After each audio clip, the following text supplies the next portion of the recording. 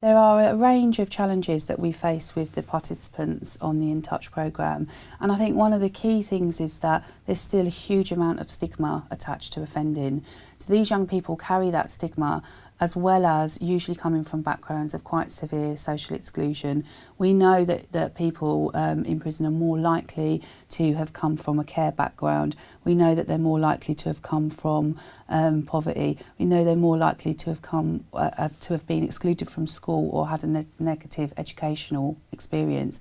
So these are young people that are already feeling very disenfranchised from society, as well as carrying around this big stigma about offending. I've certainly spoken to young people that feel like as soon as they walk out the gates, they're going to have a big red light on their head that says that they've been to prison. So we've got a really hard task of trying to break that down. When we first designed the In Touch service, we really looked at the different areas that affect young people and their offending. So we knew that things like low confidence, low self-esteem, negative educational experiences, coming from a background of social exclusion were the key issues to those young people being more likely to re-offend. So when we built the service, what we tried to do is bring in a consortium of different agencies that provided a tailored response to that young person's needs.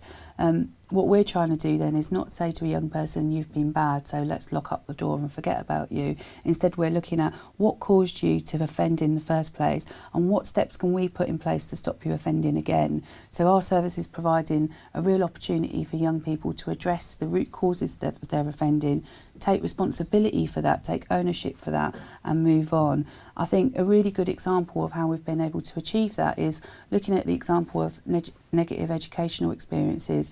Many young people had really bad experiences at school and they assume employment's going to be much the same.